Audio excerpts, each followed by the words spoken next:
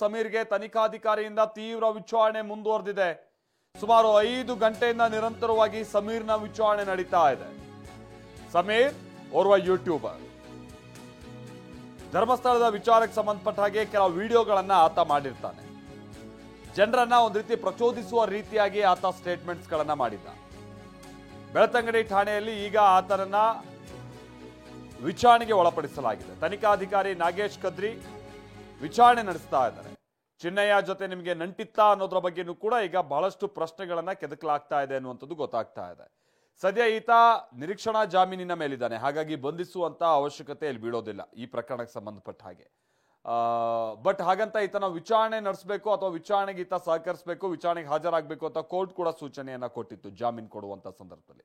ಅದರಂತೆ ನಿನ್ನೆ ಕೂಡ ನೋಟಿಸ್ ಅನ್ನು ಅಂಟಿಸಲಾಗಿತ್ತು. ಇವತ್ತು ವಿಚಾರಣೆಗೆ ಹಾಜರಾಗಬೇಕು ಅಂತ ಸುಮಾರು 3 ಮಂದಿ ವಕೀಲರ ಜೊತೆಗೆ ಸಮೀರ್ ಬಂದಿರೋದನ್ನ ನೀವು ಇಲ್ಲಿ ನೋಡ್ತಾ ಇದ್ದೀರಾ.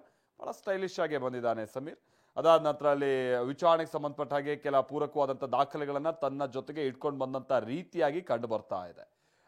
ಬಹಳಷ್ಟು ಈ ತರ ವಿಡಿಯೋಗಳು ನೋಡಿದಂಥ ಸಂದರ್ಭದಲ್ಲಿ ಏನಾದ್ರು ಡಾಕ್ಯುಮೆಂಟ್ಸ್ಗಳನ್ನ ಇಟ್ಕೊಂಡು ಬಹಳ ವಸ್ತುನಿಷ್ಠವಾಗಿ ಮಾಡಿರುವಂಥ ವಿಡಿಯೋಗಳಿಲ್ಲ, ಎಲ್ಲ ಟೊಳ್ಳು ವಿಡಿಯೋಸೇ. ಆದ್ರೆ ಧರ್ಮಸ್ಥಳಕ್ಕೆ ಸಂಬಂಧಪಟ್ಟ ಹಾಗೆ ಅವನು ಆಡಿದ್ದಂಥ ಮಾತುಗಳು ಜನರಲ್ ಒಂದ್ ರೀತಿ ಧರ್ಮಸ್ಥಳ ಅಂದ್ರೆ ಹೀಗ ಅನ್ನೋ ಪ್ರಶ್ನೆಯನ್ನ ಹುಟ್ಟುಹಾಕೋ ರೀತಿಯಾಗಿತ್ತು. ಆದ್ರೆ ಯಾವ ಬೇಸ್ ಮೇಲೆ ಇಂಥ ವಿಡಿಯೋ ಮಾಡಿದ್ದೆ ನೀನು? ಚಿನ್ನಯ್ಯನ ಜೊತೆ ನಂಟಿತ ಅನ್ನೋದ್ರ ಕುರಿತು ಕೂಡ ಪ್ರಶ್ನೆಯನ್ನ ಮಾಡಲಾಗ್ತಾ ಇದೆ. ಚಿನ್ನಯ್ಯ ಅಂತಂದ್ರೆ ಮಾಸ್ಕ್ ಮ್ಯಾನ್, ಈಗ ಆಲ್ರೆಡಿ ಅರೆಸ್ಟ್ ಆಗಿದ್ದಾನಲ್ಲ ಆತ. ಸೊ ವಿಡಿಯೋಗೂ ಮೊದಲು ಅನಾಮಿಕನನ್ನ ನೀನ್ ಭೇಟಿ ಆಗಿದೆಯಾ, ವಿಷಯ ತಯಾರಿಸೋದಕ್ಕೆ ಆತನಿಂದ ನೀನ್ ಮಾಹಿತಿ ಪಡೆದಿದೀಯಾ, ಈ ವಿಚಾರಗಳನ್ನ ಪ್ರಶ್ನೆ ಮಾಡಲಾಗ್ತಾ ಇದೆ. ಆಮೇಲೆ ಇದೇ ಸಮೀರ್ ಹಿಂದೆ ಕೆಲವೊಂದು ವೈರಲ್ ಆಗಿತ್ತು. ಎಲ್ಲಿ ನೀನ್ ಇಷ್ಟೆಲ್ಲ ಮಾಹಿತಿ ತೆಗೆದೆ ಅಂತ ಅಂದ್ರೆ ಮಹೇಶ್ ತಿಮರೋಡಿ ಮತ್ತೆ ಗಿರೀಶ್ ಮಠನ್ ಅವ್ರನ್ನ ಕೇಳಿ ನಾನು ಇದನ್ನೆಲ್ಲ ಮಾಡ್ಕೊಂಡೆ ಅಂತ ಏನೋ ಹೇಳದಂಥದ್ದೆಲ್ಲ ನೋಡಿದ್ವಿ. ಹಾಗಾಗಿ ಈತ ಏನೋ ಫೀಲ್ಡ್ಗೆ ಹೋಗಿ ಅಲ್ಲಿ ಏನು ಮತ್ತೊಂದು ಡಾಕ್ಯುಮೆಂಟ್ಸ್ ಕಲೆ ಮಾಡಿರೋದು, ಮಾಹಿತಿಗಳನ್ನ ಪಡೆದೇನೂ ಇಲ್ಲ. ಅವ್ರು ಹೇಳ್ದಂಗೆ ಇವ್ನು ಮಾಡ್ದಂಗೆ ಇದೆ ಮೋಸ್ಟ್ಲಿ. ಸೊ ದೂರುದಾರ ವಿಡಿಯೋ ಮಾಡೋದಕ್ಕೆ ಏನಾರು ನಿಮ್ಗೆ ಸೂಚನೆ ಕೊಟ್ಟಿದ್ನ?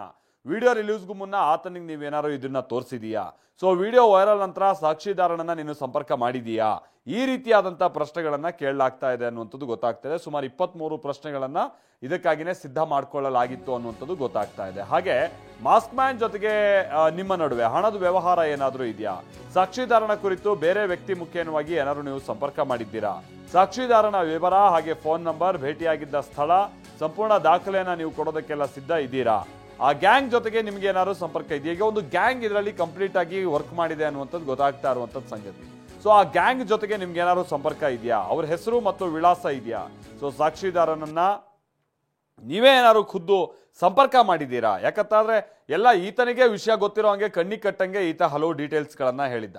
ಯಾವ ಮಟ್ಟಿಗೆ ಅಂತಾನೆ ಸಾಕ್ಷಿದಾರ ತಾನು ಕೊಟ್ಟಂತ ದೂರಿನಲ್ಲಿ 100 ಮಂದಿಯನ್ನ ಹೀಗೆ ಕೊಂದು ಹಾಕಲಾಗಿದೆ ಅಂತ ಹೇಳಿದ್ರೆ ಈತ 1000 ಮಂದಿಯನ್ನ ಅಂತ ಹೇಳಿದ್ದ.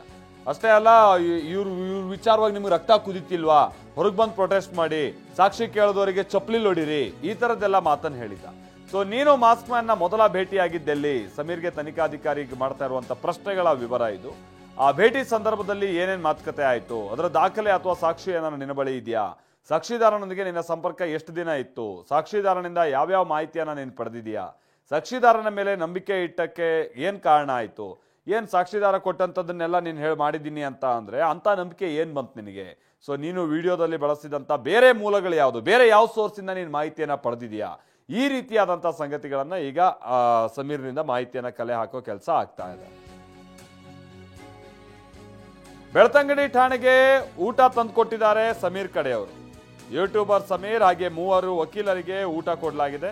ಸಮೀರ್ ಬಂದ ಕಾರ್ನಲ್ಲಿ ಹೋಗಿ ಊಟ ತಂದಿದ್ದಾರೆ ಜೊತೆಗಾರರು. ಇನ್ನೂ ತುಂಬಾ ಹೊತ್ತು ಸಮೀರ್ ವಿಚಾರಣೆ ಮುಂದುವರಿಬಹುದು ಅಂತ ಸಾಧ್ಯತೆ ಇದೆ. ಹಾಗಾಗಿ ವಿಚಾರಣೆ ಮುಂದುವರಿಬಹುದು ಅನ್ನುವಂಥ ಕಾರಣಕ್ಕಾಗಿ ಊಟವನ್ನೆಲ್ಲ ಅಲ್ಲೇ ತಂದು ವ್ಯವಸ್ಥೆ ಮಾಡಿದ್ದಾರೆ ಅಂತ ಹೇಳಲಾಗ್ತಾ ಇದೆ. ಆಮೇಲೆ ಸಹಜವಾಗಿ ಹೆಂಗ ಗುಮಾನಿ ಅಂತ ಅಂದ್ರೆ ಇವ್ರು ಏನು ಮಾತನಾಡಿದ್ರು, ಎಲ್ಲಿ ಹೋದ್ರು, ಏನು ಎಲ್ಲ ಗುಮಾನಿನೇ.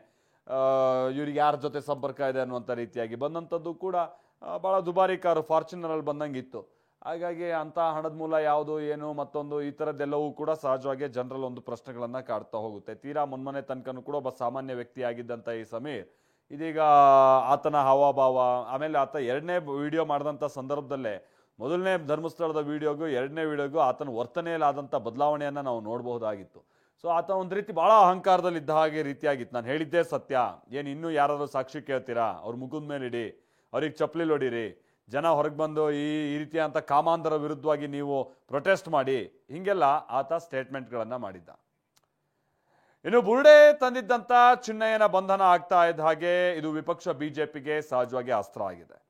ಈಗ ಆಲ್ರೆಡಿ ಬಿಜೆಪಿ ನಾಯಕರು ಧರ್ಮಸ್ಥಳಕ್ಕೆ ಕಾರ್ಗಳಲ್ಲಿ ರ್ಯಾಲಿಯನ್ನ ಮಾಡ್ತಾ ಇದ್ದಾರೆ. ಅದನ್ನ ನಮ್ಮ ಮುಂದೆ ಇಡ್ತೀವಿ. ಅದಕ್ಕಿಂತ ಮುನ್ನ ಈ ರೀತಿಯಂತ ಪ್ರಚೋದನೆ ಕೊಟ್ಟಂತ ಆರೋಪ ಸಂಬಂಧಪಟ್ಟ ಹಾಗೆ ಈತನ ವಿಚಾರಣೆ ಹೇಗೆ ನಡೀತಾ ಇದೆ, ಸಮೀರ್ದು ವಿಡಿಯೋ ಯಾಕೆ ಮಾಡಿದ್ರಿ, ಜನರಲ್ಲಿ ಗೊಂದಲ ಯಾಕೆ ಸೃಷ್ಟಿಸಿದ್ರಿ, ಈ ತರದ ಪ್ರಶ್ನೆಗಳಿಗೆ ಆತರ ಉತ್ತರ ಏನೇನಿದೆ ಬನ್ನಿ ರಿಪೋರ್ಟ್ ಅಲ್ಲಿ ನೋಡ್ಕೊಂಬೋಣ.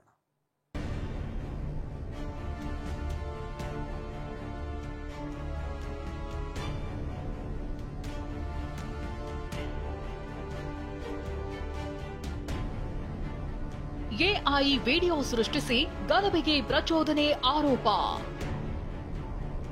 ಬೆಳ್ತಂಗಡಿ ಪೊಲೀಸರಿಂದ ಸಮೀರ್ ಮ್ಯಾರಥಾನ್ ವಿಚಾರಣೆ. ಧರ್ಮಸ್ಥಳದಲ್ಲಿ ನೂರಾರು ಹೆಣ ಹೂತು ಹಾಕಿರೋ ಆರೋಪ ಮಾಡಿ ಯೂಟ್ಯೂಬ್ ವಿಡಿಯೋ ಮಾಡಿದ್ದ ಸಮೀರ್ಗೆ ಸಂಕಷ್ಟ ಶುರುವಾಗಿದೆ. ವಿಚಾರಣೆಗೆ ಹಾಜರಾಗುವಂತೆ ಪೊಲೀಸರು 3 ಬಾರಿ ನೋಟಿಸ್ ಜಾರಿ ಮಾಡಿದ್ರು. ಮೊದಲ ನೋಟಿಸ್ ಬೆನ್ನಲ್ಲೇ ನಿರೀಕ್ಷಣಾ ಜಾಮೀನು ಪಡೆದಿದ್ದ. ಬಳಿಕ ಬೆಂಗಳೂರು ಹಾಗೆ ಬಳ್ಳಾರಿ ಮನೆಗಳಿಗೆ ಪೊಲೀಸ್ ನೋಟಿಸ್ ಅಂಟಿಸಿದ್ದ ಬೆನ್ನಲ್ಲೇ ಸಮೀರ್ ಎಂಡಿ ವಿಚಾರಣೆಗೆ ಹಾಜರಾಗಿದ್ದಾನೆ. ಇಂದು ಬೆಳಿಗ್ಗೆ 3 ವಕೀಲರೊಂದಿಗೆ ಬೆಳ್ತಂಗಡಿ ಠಾಣೆಗೆ ಬಂದ ಸಮೀರ್ಗೆ ಅಧಿಕಾರಿಗಳು ವಿಡಿಯೋ ಬಗ್ಗೆ ಪ್ರಶ್ನೆಗಳ ಸುರಿಮಳೆಗೈದಿದ್ದಾರೆ. ಧೂತ ಯೂಟ್ಯೂಬ್ ಚಾನೆಲ್ ಹಾಗೂ ವಿಡಿಯೋಗಳ ಬಗ್ಗೆ ತನಿಖಾಧಿಕಾರಿ ನಾಗೇಶ್ ಕದ್ರಿ ಸಾಲು ಸಾಲು ಪ್ರಶ್ನೆ ಕೇಳಿದ್ದಾರೆ. ವಿಡಿಯೋ ಚಿತ್ರೀಕರಿಸಿದ್ಯಾರು, ಎಡಿಟ್ ಮಾಡಿದ್ಯಾರು ಅಂತ ತನಿಖಾಧಿಕಾರಿ ನಾಗೇಶ್ ಕದ್ರಿ ವಿಚಾರಣೆ ಆರಂಭಿಸಿದ್ರು. ವಿಡಿಯೋ ಮೂಲಕ ಜನರಲ್ಲಿ ಗೊಂದಲ, ದ್ವೇಷ ಹುಟ್ಟಿಸಲು ಉದ್ದೇಶಿಸಿದ್ದೀರಾ? ವಿಡಿಯೋದಲ್ಲಿನ ವಿಷಯಗಳ ಬಗ್ಗೆ ದಾಖಲೆ ಇದೆಯಾ? ಯೂಟ್ಯೂಬ್ಗೆ ವಿಡಿಯೋ ಅಪ್ಲೋಡ್ ಮಾಡಿದ್ಯಾರು? ವಿಡಿಯೋ ಅಪ್ಲೋಡ್ಗೆ ಬಳಸಿದ ಉಪಕರಣಗಳು ಎಲ್ಲಿದೆ? ವಿಡಿಯೋ ಲಿಂಕ್ ಮೊದಲು ನೀವು ಯಾರ್ಯಾರಿಗೆ ಹಂಚಿದ್ರಿ? ಫೇಸ್ಬುಕ್, ವಾಟ್ಸ್ಆಪ್, ಟ್ವಿಟರ್ ಗ್ರೂಪ್ಗಳಲ್ಲಿ ಹಂಚಿದ್ದೀರಾ ಅಂತಾನೂ ಪ್ರಶ್ನೆಗಳನ್ನ ಕೇಳಿದ್ದಾರೆ. ಇನ್ನು ವಿಡಿಯೋದಲ್ಲಿ ಹೇಳಿದ ವಿಚಾರಗಳ ಮೂಲ ಎಲ್ಲಿಂದ ಸಿಕ್ತು? ವಿಡಿಯೋ ಬಿಡುಗಡೆ ಬಳಿಕ ಜನರಿಂದ ಬಂದ ಪ್ರತಿಕ್ರಿಯೆ ಏನು? ಯಾರಾದರೂ ಬೆಂಬಲಿಸಲು, ಅಭಿನಂದಿಸಲು ಸಂಪರ್ಕಿಸಿದ್ದಾರಾ? ಪ್ರತಿಕ್ರಿಯೆ ನಂತರ ವಿಡಿಯೋ ಡಿಲೀಟ್ ಬಗ್ಗೆ ಯೋಚಿಸಿದ್ದೀರಾ ಅಂತ ವಿಚಾರಣೆ ನಡೆಸಲಾಗಿದೆ.